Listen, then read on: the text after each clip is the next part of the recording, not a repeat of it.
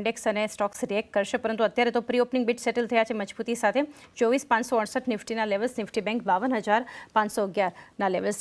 કઈ રીતે તમે આજે જોઈ રહ્યા છો ઓવરઓલ માર્કેટ માટેનો વ્યૂ અને ચાર્ટ સેટઅપ અને સાથે levels ઇન્ડેક્સના? So good morning, Chandni, and good morning to all the viewers who've seen this video. See, no doubt કે તમે જો કે કાલે જો હતું એક flat market or we can say in consideration બેઝમાં હતા, અને આજના દિવસમાં it's been important view. It's second after the election, the first budget છે, and Modi 3. And what market is looking for, મને લાગે છે કે it should be a little bit friendly towards. Why? Because looking at the one part of the political reason that October, November there are election. મહારાષ્ટ્રમાં election છે, હરિયાણામાં પણ છે, ઝારખંડમાં છે. So if since BJPની સીટ ઊંચી હતી, so if we want to change the sentiment of the public, we have to give friendly budget to the public, so that the people would be facing it.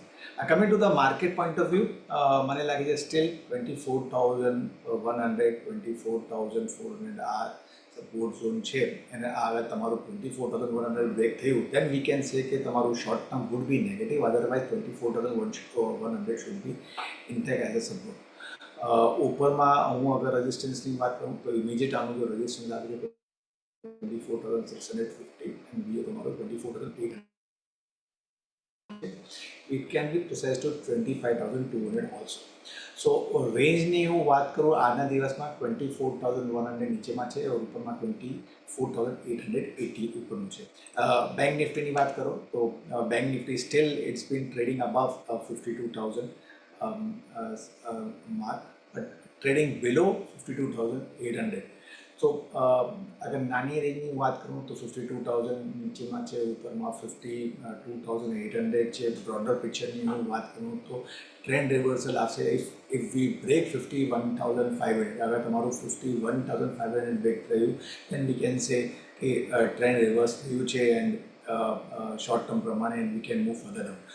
Broader રેન્જની વાત કરું bank નિફ્ટીમાં તો 51,500 નીચેમાં support આવે છે, અને ઉપરમાં 53,200નો આવે છે. The only point two remember is the Vicks. તો વિક્સ કાલે 15.43ની આસપાસ હતો, એન્ડ ઇમિડિયેટલી અગર 16ની ઉપર ટ્રેડ થયું, then we can say VIX would be touching a mark of 20 to 22 mark. Otherwise otherwise nothing wrong in it.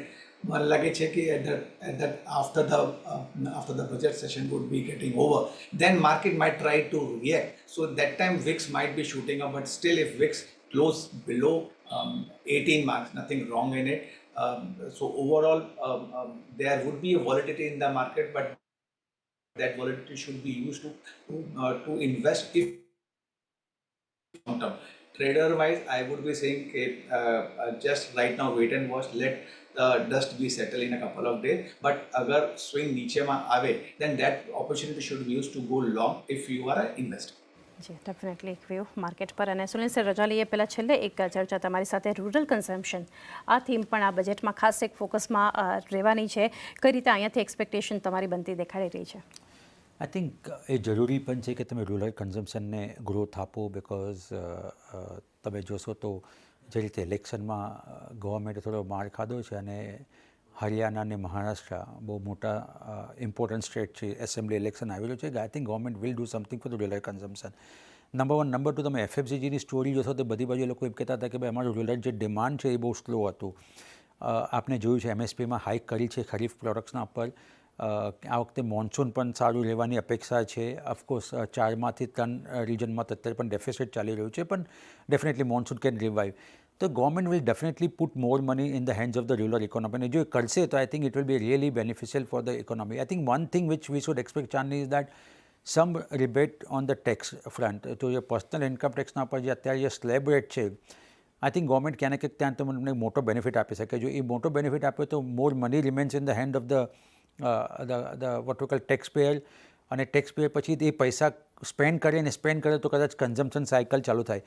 એક જ risk જે ફાઇનાન્સ મિનિસ્ટર પાસે રહેશે કે જો તમે વધારે પૈસા આપી દો કન્ઝ્યુમર પાસે તો it can stock the inflation. Unfortunately જ્યારે યુએસમાં ઇન્ફ્લેશન નીચે ગયું છે, ઇન્ડિયાનું ઇન્ફ્લેશન વધવા લાગ્યું છે. So that would be concern. પણ ડેફિનેટલી રૂરલ કન્ઝમ્પશન ઉપર એક મોટો ફોકસ રહેશે. ઘણા પૈસા તમને જોશે કે રૂરલ ઇકોનોમી પર આપવામાં આવશે. And I think that should તો those sectors which are more dependent on the rural segment, I think they should definitely do well, whether it's a motorcycle, whether it's a fertilizer, whether it's an agrochemical company. I think આ બધી કંપનીઓ ચાંદની એક મોટો benefit કદાચ બજેટમાં એ લોકોને મળી શકે. જી, તો ખાસ એક ફોકસ આપણને રૂરલ કન્ઝમ્પશન માટે પણ બનતો એક દેખાશે. 30 મિનિટનો સમય બાકી છે, તો આપણે પહેલાં માર્કેટ પર આવી જઈએ, કારણ કે પ્રી ઓપનિંગ બિટ્સ જે સેટલ થયા છે 24,568ના લેવલ્સ, લગભગ 60 અંકની મજબૂતી સાથે નિફ્ટી બેંક 250 અંક આસપાસની મજબૂતી છે 52,511ના લેવલ સાથે. જણાવી દઈએ આજે ફિન નિફ્ટીની એક્સપાયરીનું પણ સેશન છે. મિડકેપ 350 અંકની મજબૂતી બતાવી રહ્યું છે 56,968ના લેવલ્સ. તો જે ઓવરઓલ એક મજબૂતી સાથે આજે જોઈ રહ્યા છીએ કે આજનો એક મહત્વનું સેશન બજેટ તરફ આગળ આપણે વધી રહ્યા છીએ, ત્યારે પ્રી ઓપનિંગ બિટ્સ એક મજબૂતી સાથે આપણને અત્યારે બજારમાં સેટલ થતા દેખાડી રહ્યા છે. પરંતુ જોઈએ કે હવે શરૂઆત છે એ માર્કેટ આજના દિવસે કઈ રીતે બતાવશે, અને એ જે લેવલ્સ છે એ માર્કેટના જ્યારે ઓપનિંગ બિટ સેટલ થશે ક્યાં દેખાશે. 24,570ની ઉપર અત્યારે જોઈ રહ્યા છીએ, લગભગ 70 અંકની મજબૂતી સાથે આપણને શરૂઆત નિફ્ટી બતાવી રહી છે. ઓવરઓલ એક પોઝિટિવિટી સાથેની શરૂઆત છે. નિફ્ટી બેંક જુઓ 100 અંકની મજબૂતી છે 52,380ના લેવલ્સ આપણને બતાવી રહ્યું છે. મિડકેપ અને સ્મોલ કેપ 56,940ના લેવલ્સ મિડકેપ માટે અત્યારે આપણને દેખાડી રહ્યા છે 300 અંકની એક જબરદસ્ત મજબૂતી સાથે ત્યાં આપણને શરૂઆત થઈ છે. અને સ્મોલ કેપ ઇન્ડેક્સ 18,600ની ઉપર જોઈ રહ્યા છે 5%ની મજબૂતી સાથે. સેન્સેક્સ જોઈએ 80,740ના લેવલ્સ 250 અંકની મજબૂતી ત્યાં પણ જોઈ રહ્યા છીએ આપણે 5%થી વધારે મજબૂત સેન્સેક્સ પણ છે. ઇન્ડેક્સની સાથે સ્ટોક્સ જુઓ પોઝિટિવ 1268 શેર્સ અત્યારે આપણને એડવાન્સ તરફ દેખાડી રહ્યા છે, તો ડિક્લાઇન તરફ છે 374 કાઉન્ટર્સ. તો અત્યારે તો માર્કેટ બ્રેથ પોઝિટિવ છે, ઇન્ડેક્સ ખાસા પોઝિટિવ છે. સેક્ટર્સની ચાલ પર નજર કરીએ, ક્યાં ખરીદારી લગભગ બધા જ સેક્ટર્સ પણ ગ્રીન ટીક સાથે એક શરૂઆત ઓપનિંગ આપણને બતાવી રહ્યા છે. મેટલ જુઓ 5%ની મજબૂતી, ફાર્મામાં થોડી ઘણી ખરીદદારી છે, એફએમસીજી 5%થી વધારે મજબૂત છે, રિયલ્ટી 0.5%થી વધારેની ખરીદદારી ત્યાં પણ થઈ રહી છે. એની સાથે આઈટીમાં 5%ની ખરીદદારી છે. ગઈકાલના એક ઘટાડા બાદ પ્રોફિટ બુકિંગ બાદ આજે રિકવર.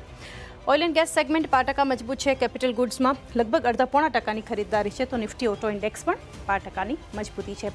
સેક્ટર્સ પોઝિટિવ છે, ઇન્ડેક્સ પોઝિટિવ છે. હવે આપણે એક નજર કરીએ સ્ટોક સ્પેસિફિક એક્શન, કારણ કે ઓવરઓલ એક તેજી સાથેની શરૂઆત બજાર બતાવી રહ્યું છે. તો સ્ટોક્સની ચાલ પર નજર કરીએ. અલ્ટ્રાટેક સિમેન્ટ આજે એક ફોલો બાઇંગ 1.5% મજબૂત. Asia motors, Bajaj finance, Maruti, M&M, HUL જેવા શેર્સ ખાસી ખરીદદારી બતાવી રહ્યા છે. Adani enterprises, SBI, Adani port, JSW steel ત્યાં પણ મજબૂતી છે. ટેક મહિન્દ્રા અને BPCLમાં પણ ખરીદદારી છે. એની સામે જે સ્ટોક્સ ઘટી રહ્યા છે, ONGC 0.5% નીચે છે. ઇન્ડસઇન્ડ બેંકમાં દબાણ છે. HDFC બેંક ગઈકાલે નંબર્સ બાદનું પોઝિટિવ રિએક્શન માર્કેટને રિકવર કરવામાં, પરંતુ અત્યારે એક પ્રોફિટ બુકિંગની શરૂઆત થઈ છે. ડીવી સ્લેબ નીચે છે. હિન્ડાલ્કો, વિપ્રો, HCL ટેક ત્યાં ઘટાડો છે. ડોક્ટર રેડ્ડીઝ, પાવરગ્રીડ ત્યાં પણ એક દબાણ છે. અન્ય કાઉન્ટર્સ વધી રહ્યા છે.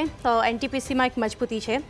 Tata motors, Infosys, Tata consumer products, Kotak Mahindra bank ગઈકાલે ખાસ્સું એક વેચવાલી જોઈ હતી પરિણામ બાદ આજે ત્યાં પણ એક ખરીદદારીની શરૂઆત થઈ છે.